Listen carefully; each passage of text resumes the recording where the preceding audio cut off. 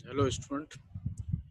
आज के लेक्चर में कॉरपोरेशंस अपने शेयर्स इशू कैसे करते हैं और उसकी एंट्रीज कैसे बनती हैं, इस टॉपिक को हम डिस्कस करेंगे।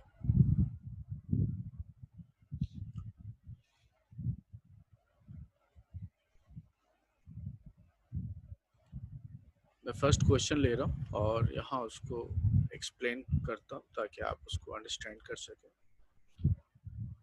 Check the question. Company offered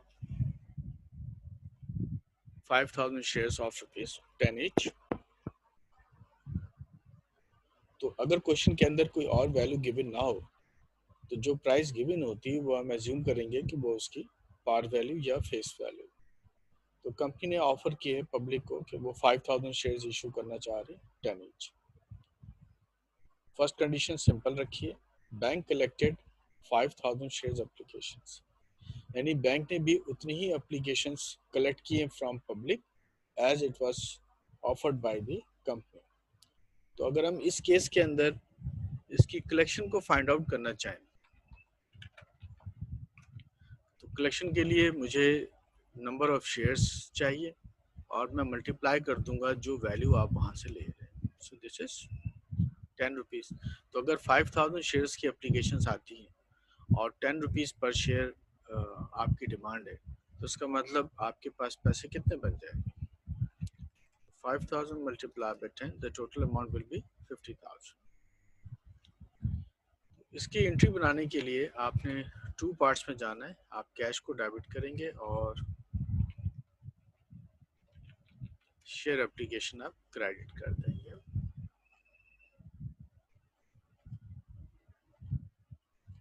तो क्वेश्चन ये है कि कैश क्यों डेबिट कर रहे हैं? तो कैश डेबिट करने का रीज़न ये है कि कंपनी के पास इतनी पैसे उसके बैंक अकाउंट में रिसीव हुए और एप्लीकेशन शो कर रही है कि कंपनी ने टोटल इतनी शेयर्स की एप्लीकेशन रिसीव की।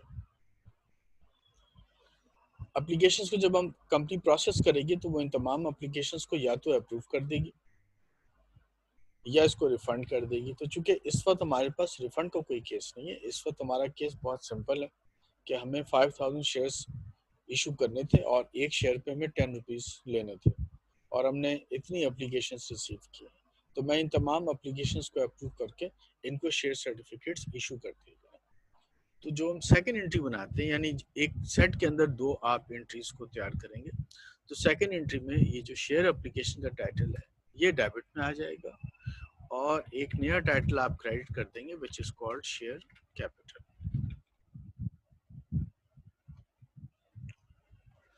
तो एप्लीकेशन के डेबिट में जाने का रीज़न क्या होगा कि आप एप्लीकेशंस को ख़त्म कर रहे हैं और उसकी जगह आप शेयर सर्टिफिकेट इशू कर दे रहे हैं।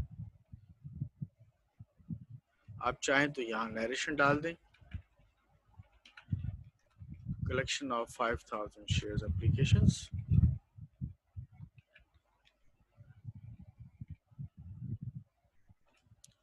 और यहाँ नरेशन डाल दें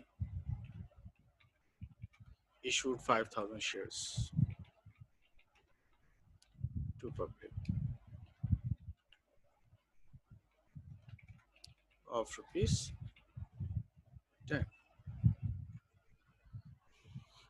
इस तरह आपका ये टू एंट्रीज का एक पूरा सेट बन जाएगा। जो लोग अकाउंटिंग के अंदर अच्छी अंडरस्टैंडिंग रखते हैं, अगर वो अब इस दोनों एंट्रीज को गौर से देखें और देखें कि एप्लीकेशंस को अगर मैं ख़त्म कर दूं तो आपके पास वही सिंपल सी एंट्री बनी हुई है जो आप इन्वेस्टमेंट के टाइम बनाते हैं। कैश डेबिट है और कैपिटल क्रेडिट है। चूंकि कैपिटल के अंदर मुख्तलिफ लोगों की इन्वेस्टमेंट है तो इसलिए हमने टाइटल में उसको शेयर कैपिटल दे दिया।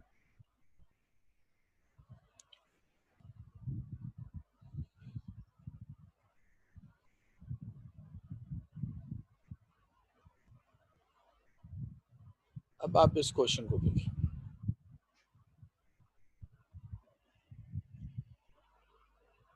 Now in this question, company offered 5,000 shares of 10 each.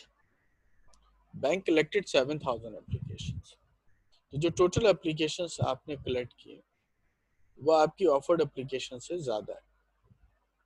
तो नेचुरली अगर मैं 5000 कंपनी ऑफर कर रही है तो वो 7000 एप्लीकेशंस को एक्सेप्ट नहीं करेगी.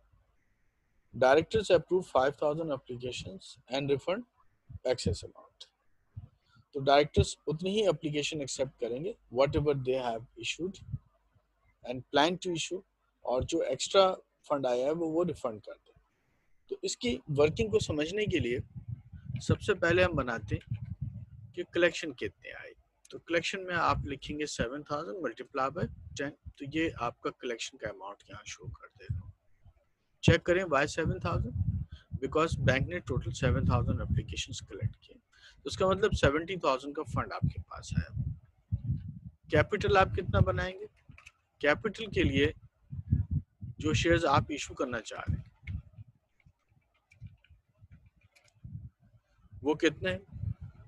That is 5000 multiply by 10. इसका मतलब कैपिटल बनाने के लिए स्टूडेंट हम लेंगे सपोर्ट अपने क्वेश्चन से कि आप कितने शेयर्स ऑफर करना चाह रहे हैं. अब लास्ट चीज, कितने पैसे हम रिफंड कर दें. तो रिफंड करने के लिए अगर आप अपने क्वेश्चन में वापस देखेंगे तो आपको नजर आएगा कि 2000 एप्लीकेशंस आपके पास ज्यादा आई और 10 रुपीज आपको पर शेयर वापस करने हैं.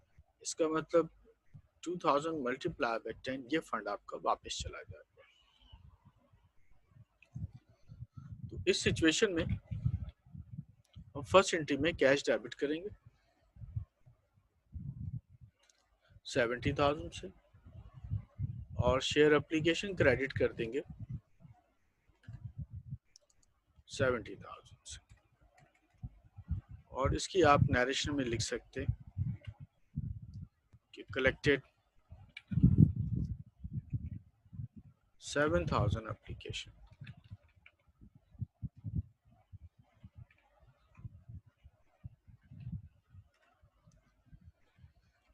तो फर्स्ट एंट्री में तो आपने सिर्फ एप्लीकेशंस को शो कर दिया.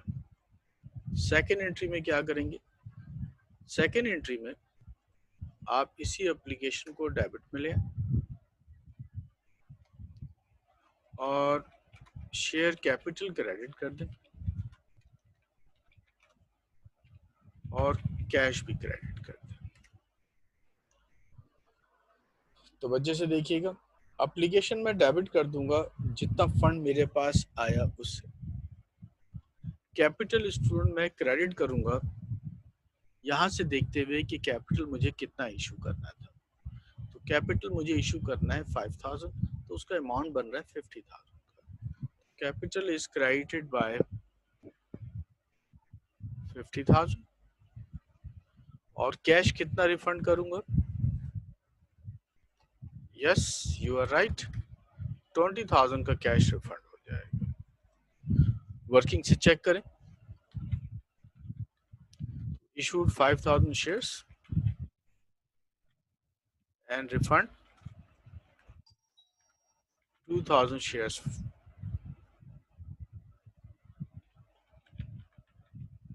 applications. ये उसकी कंडीशन बन जाएगी फॉर द सेकेंड एंट्री. तो ए एंट्री में आपने दे दिया कि एप्लीकेशंस कितनी रिसीव की आपने, और बी में आपने दे दिया कि आपके पास एप्लीकेशंस अप्रूव करने के बाद उसमें से आपने कितना कैपिटल इशू किया और कितना कैश आपने रिफंड कर दिया. तो ये पूरी वर्किंग के साथ अगर आप इसको चेक करेंगे तो तमाम चीज़ें आपकी क्लियर हो जाएंगी. सम स्टूडेंट्स बी में ऐसी एंट्री नहीं बनाना चाहते. वो ये लाइक करते हैं कि कैपिटल की अलग एंट्री बना दी जाए और जो कैश हम रिफंड कर रहे हैं उसकी एंट्री अलग बना लें. तो जिन्हें अकाउंटिंग का ये वाला सेंस है वो ये काम कर सकते हैं. वो एक एंट्री बना लें 50,000 से जिसमें वो शेयर्स इशू कर दें और एक एंट्री बना लें वो 20,000 से जिसमें वो फंड रिफंड कर दें. मैं कंपाउंड एंट्री इसलिए दे रहा हूं ताकि वन गो में आप दोनों चीज़ों को अंडरस्टैंड कर सकते हैं.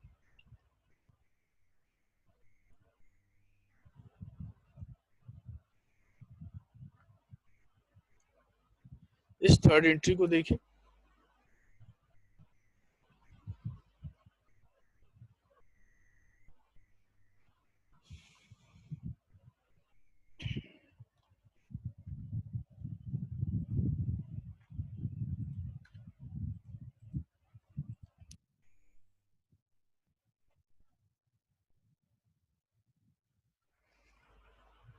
इस केस के अंदर कंपनी ने ऑफर किए 5000 शेयर्स, लेकिन बैंक ने कलेक्ट किए 4000 एप्लीकेशंस। अगर कभी बैंक एप्लीकेशंस कम कलेक्ट करता है तो बाकी जो शेयर्स हैं वो हम अंडरराइटर्स को दे देते हैं। लेकिन इसके लिए ज़रूरी है कि क्वेश्चन उसको स्पेसिफिकली मेंशन करे कि जो लेफ्ट ओवर शेयर्स हैं वो आप अंडरराइटर्स को दे देंगे। अंडरराइटर्स वो डायरेक्टर्स हैं, वो ब्रोकरेज हाउसेस हैं, वो बैंक्स हैं जिन्होंने आपको पहले ये गारंटी दी थी कि अगर कंपनी के शेयर्स पब्लिक नहीं रिसीव करती तो फिर वो उन शेयर्स को टेकअप करेंगे। तो इसकी एंट्री देखते हैं कि कैसे बनेगी। तो फर्स्ट एंट्री में आप कैश डेबिट करके शेयर एप्लीकेशन क्रेडिट कर दें और अमाउंट आप वो दे दें जो आपको पब्लिक से मिला। तो पब्लिक से आपको एप्लीकेशंस कितनी मिली? 4000 मल्टीप्लाई बाय 10, 40,000। तो 40,000 की आपकी फर्स्ट एंट्री बन जाएगी।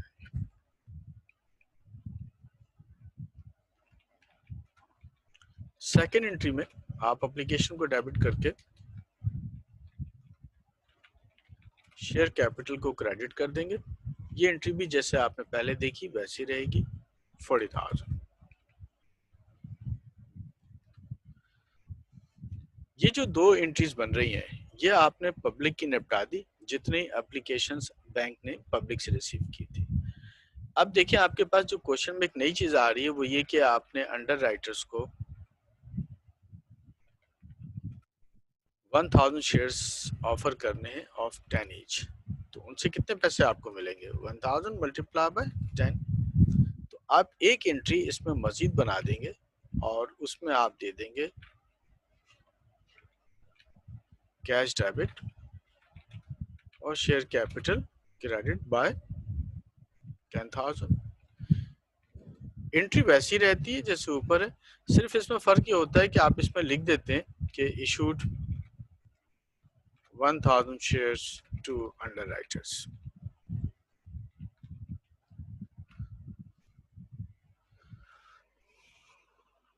तो कंक्लूड कर रहा हूं, जब आप जितने शेयर्स आपने ऑफर किए हो अगर पब्लिक उससे कम शेयर्स की एप्लीकेशन आपको देती है तो आप पहले पब्लिक की तो दोनों एंट्रीज बना देंगे जिसमें आप उनके एप्लीकेशंस 40,000 से रिसीव करने के बाद उन एप्लीकेशंस को एक्सेप्ट कर लेंगे, एप्लीकेशन कैंसिल हो जाएगी और कैपिटल क्रेडिट हो जाएगा। अंडरराइटर्स को आपने दो एंट्रीज के अंदर मिक्स नहीं करना है।